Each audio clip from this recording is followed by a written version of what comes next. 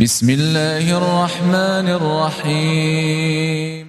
Para jemaah sekalian, di pagi Jumat yang indah ini, mudah-mudahan karena hari Jumat hari berkah, mudah-mudahan semua kita mendapatkan keberkahan dari Allah Subhanahu wa Ta'ala. Berkah umur, berkah amal, berkah rizki, berkah ibadah, berkah waktu, berkah perjuangan mencari nafkah, mencari ilmu, belajar, langkah demi langkah keluar dari rumah. Bismillah, tawakkaltu ala Allah, la hawla wa la quwata illa billah. Doa sederhana tapi luar biasa. Dan dalam kesempatan ini saya khususkan doa. Marilah sama-sama kita mempelajari rahasia doa, keagungan doa, kemuliaan doa. Dan saya heran orang-orang punya doa tapi masih punya masalah. Berarti dia belum bisa memaksimalkan doa. Doa senjata orang mukmin. Rasulullah sallallahu alaihi wasallam bersabda, "Wad-du'a silahul mu'min." Senjata bagi orang mukmin untuk melindungi diri, untuk menyelesaikan semua masalah. Ad-du'a adalah membukakan kunci-kunci langit, pintu-pintu langit dibukakan dengan doa. Waqala Umar bin Khattab radhiyallahu anhu, berkata Umar bin Khattab radhiyallahu anhu, al-muwaffaq man wuffiqa fi kathrati ad-du'a. Yang mendapatkan taufiknya Allah yang selalu berdoa. Sekarang kita selalu berdoa tapi berfikir kenapa Allah tidak mengabulkan. Ya bukan urusan kita. Bukan urusan kita soal diijabah atau tidak. Tugas kita berdoa, urusan Allah kabul atau tidak. Tapi harus kita meyakinkan bersabda Rasulullah sallallahu alaihi wasallam, "Ud'u Allah wa antum muqinuna bil ijabah, faqamina an yustajaba lakum." Berdoalah kepada Allah dengan keyakinan Allah akan kabulkan doanya. Harus yakin.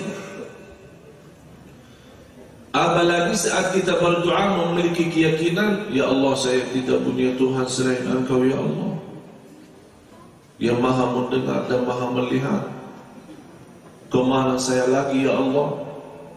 Kalau ya Allah Engkau hanya menerima doa orang saleh, bagaimana saya ya Allah yang masih banyak dosa dan maksiat? Begitu bahasa kita dalam doa.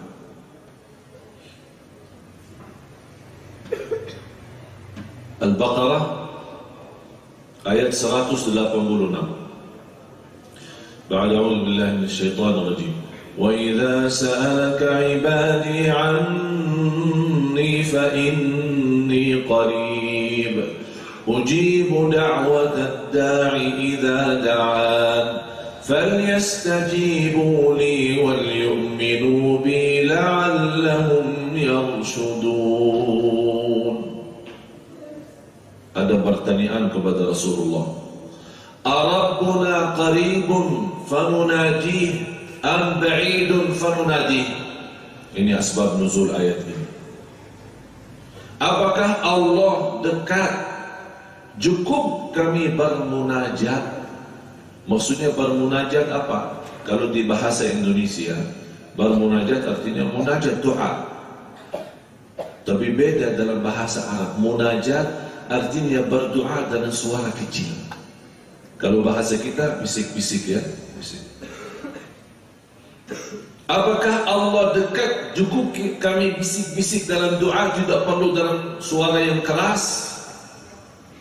Am ba'idun fanunadi, atau Allah jauh, mesti saat kita berdoa harus kita manggil, artinya dalam suara yang keras.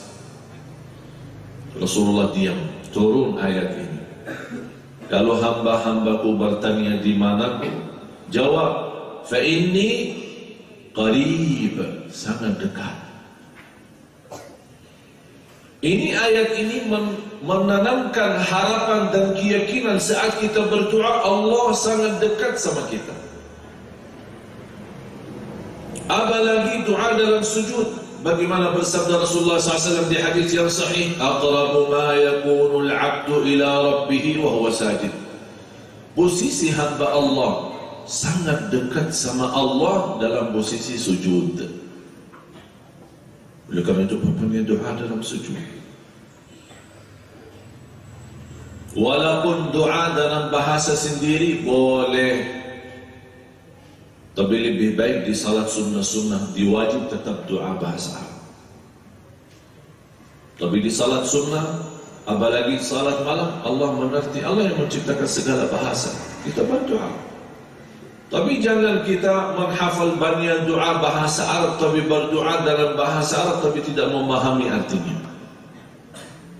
Malah Rasulullah SAW bersabda, Inna Allah la yaqbalu du'aan min qalbin ghafilin lahin. Allah tidak mengkabulkan doa seorang yang lalai saat berdoa. Di antara kelalaian dalam doa itu tidak mengerti artinya.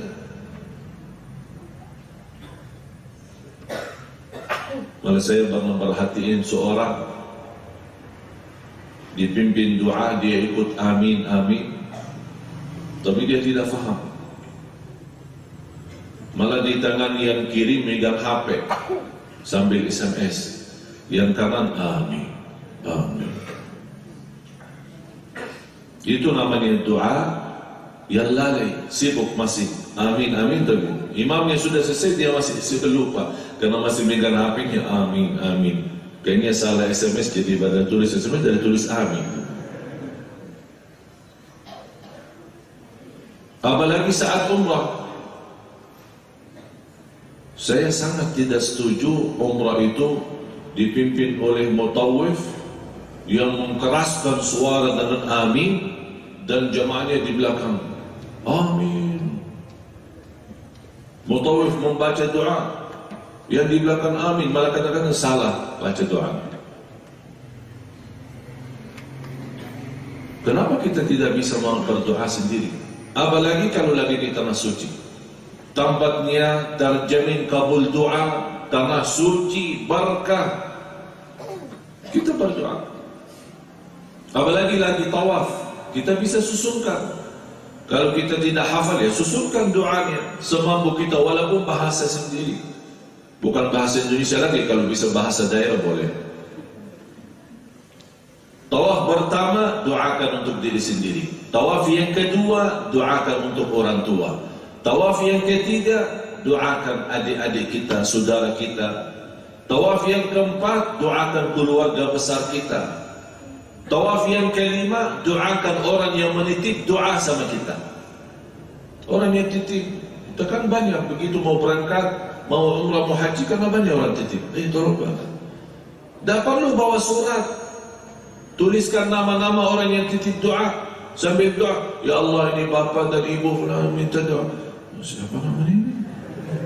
Tak usah seperti itu. Udah, ya Allah, semua orang yang menitip doa sama saya, yang saya sebutkan nama maupun saya lupa, ampunilah ya Allah mereka, mudahkan urusannya, berikan kemuliaan dunia akhirat. Umum, tak perlu disebutkan nama satu bersama. Allah tahu niat kita, yang dimaksud siapa. Yang keenam, kita mendoakan seluruh umat Islam yang ada di muka. Allahumma ighfir lil muslimina wal muslimat wal mu'minina wal mu'minat al ahya'i minhum wal amwat. Ya Allah, berilah petunjuk dan hidayah kepada seluruh umat Islam, supaya umat Islam bangkit dan kembali kepada jalan yang benar. Yang terakhir, yang ketujuh, doakan negara kita Indonesia. Doakan Indonesia. Indonesia lagi sakit, krisis ekonomi, krisis politik, krisis akhlak, banyak masalah. Kalau kita tidak berdoa, berarti tidak berduri negara kita. Mendoakan negara kita bukan sunnah, malah wajib, apalagi dalam kondisi dia lagi sakit. Kita berdoa. Dan ini manfaatnya kalau kita susunkan doa seperti ini, insya Allah tidak salah hitung tawaf. Karena kalau kita tawaf ini keberapa ini? 4 atau 5. Tapi kalau kita susunkan, yang pertama untuk saya, diri saya, yang kedua untuk orang tua saya, yang ketiga untuk adik dan keluarga saya, Yang keempat, keluarga besar, paman, nenek, kakek, semua yang hidup maupun yang sudah meninggal. Begitu kita lagi berdoa, salah itu, ini doa yang mana ya? Oh, untuk keluarga besar. Oh, berarti sudah yang keempat.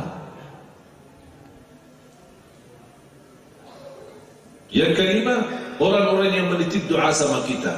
Yang keenam, untuk umat Islam di mana saja berada. Yang ketujuh, doakan negara kita. Sudah selesai. Safa Marwah sama. Dan tidak ada doa khusus di tawaf maupun di Safa Marwah. Doa sesuai keinginan kita.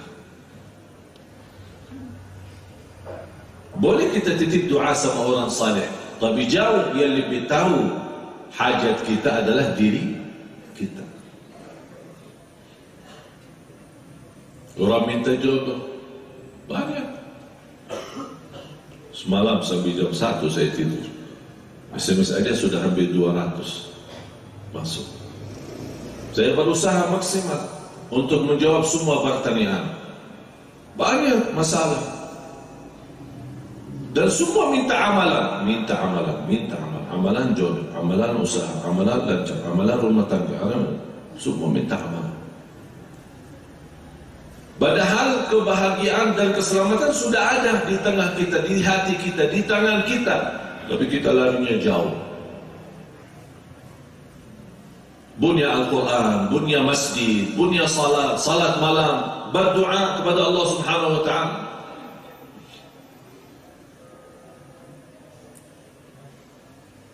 Dan orang yang berdoa, Allah paling senang doa lahuh.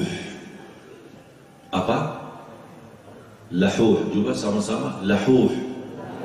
Faham lahuh? Arti lahuh ya lahuh. Faham tak? Tak faham ya? Makanya belajar bahasa Arab. Atau cari orang Arab ya, nikah sama orang Arab lah, biar lebih cepat bahasa Arab. Lahuh itu yang selalu berdoa, tidak pernah memfikir doa dikabul atau tidak, bukan urusannya dan tugasnya itu, tapi dia selalu berdoa. Setiap waktu doa, setiap salat doa, setiap sujud doa. Antara azan dan iqamah bersabda Rasulullah, da'watun la turad baina kulli adzanin wa iqamah. Da'watun la turad, antara azan dan iqamah ada doa tidak ditolak. Apalagi hari Jumat, jam paginya berkah, jam siangnya berkah, sebelum khutbah berkah, habis khutbah berkah, habis salat Jumat berkah, sebelum asar berkah, sebelum maghrib berkah. Malah Rasulullah sallallahu alaihi wasallam ada satu jam bersabda, akhiru sa'atin min nahar yaumin jumu'ah sa'atul la turad, dinamakan oleh ulama saat ijabah. Ada satu jam di ujung siang, kalau kita mau hitungkan waktunya, kalau maghrib jam 6 berarti jam 5. Satu jam sebelum azan. Kalau kita kebiasaan, kalau kita di Madinah, hari Jumat kan libur, Kamis sama Jumat libur, Sabtu Minggu aktivitas biasa, beda sama di Indonesia. Kalau di sana kita hari Jumat libur, jadi begitu lepas salat Jumat kita kumpul satu keluarga, berarti silaturahim besar kita hari Jumat, makan siang sama-sama. Habis makan siang kita salat asar di Masjid Nabawi. Habis salat asar kita tidak boleh ngobrol sama siapa-siapa, sibuk antara asar sampai maghrib. Kenapa? Kesempatan emas, hajat kita, doa diijabah oleh Allah. Kalau belum bisa memaksimalkan antara asar sama maghrib, udahlah sebelum maghrib 1 jam datang. Kalau tidak bisa 2 jam 3 jam, udah datang. Tidak usah 1 jam, setengah jam, 30 menit. Masa keberatan? Kita punya hajat pusing setiap hari, dari pagi sampai malam, malah kadang susah tidur. Kita punya kesempatan berdoa kepada Allah, malah kita hilangkan kesempatan itu. Kalau sekarang ada pengumuman di mall mana atau supermarket mana, orang beli barang 1 dapat 2, lari semua orang. Wih, ini kesempatan. Ini macam kesempatan seperti ini kita manfaati. Hari Jumat, hari ini hari Jumat. Jadi saya mohon sebelum azan maghrib minimal setengah jam, kalau tidak bisa 1 jam, duduk di masjid. Habis anda salat tahiyatul masjid, berdoa, tumbahkan semua masalah anda sama Allah. Demi Allah dikabulkan. Dan kembali pada keyakinan. Jangan anda saat berdoa anda coba, atau ada seorang berkata saya tidak pantas diijabah, saya masih belum bersih, masih banyak dosa, masih banyak kekurangan. Itu kata tidak boleh. Itu bisikan dari setan. Kenapa tidak pantas diijabah? Emang siapa yang menjaminkan siapa yang diijabah, siapa yang tidak? Kita semua harus berdoa. Saya berdoa dengan yakin Allah akan kabulkan. Bukan karena dari Madinah atau karena ustaz atau siapa, bukan. Itu tidak bagi bahasa-bahasa seperti itu sama Allah. Tapi Allah melihat bukan dari mana anda, bukan asalnya dari mana, atau ilmunya atau apa. Allah melihat saat berdoa yakin tidak.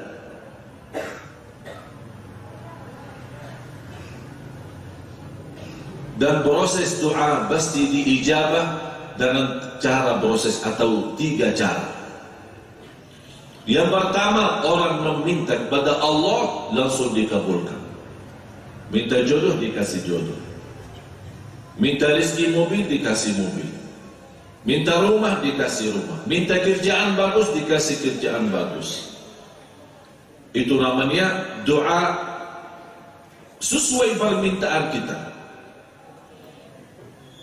Yang kedua, kalau kita meminta sesuatu tapi kita belum nampak, belum terlihat Allah ijabah atau tidak, jangan berfikir Allah tidak mengabulkan. Tapi ternyata Allah sudah kabulkan, tapi dengan cara yang kedua. Allah menolak bala yang lebih parah walaupun kita tidak minta. Dalam takdir Allah jadi kecelakaan motor, tapi kita dapatlah minta ya Allah jangan kecelakaan motor. Malah kita minta ya Allah jodoh, malah Allah hindarkan kita. Dalam takdirnya karena kita selalu berdoa, ternyata Allah kabulkan dengan cara yang kedua. Allah menjauhkan kita dari takdir buruk. Berarti sudah dikabulkan, tapi kita tidak tahu bagaimana sistemnya. Yang ketiga, setiap kita berdoa Allah simpan untuk menjadi cadangan buat kita di akhirat. Karena di akhirat kan banyak masalah. Kita butuh amal saleh kita yang menolong kita nanti di hadapan. Jadi jamaah sekalian, berdoa kepada Allah dengan keyakinan. Jangan ada ragu-ragu saat berdoa.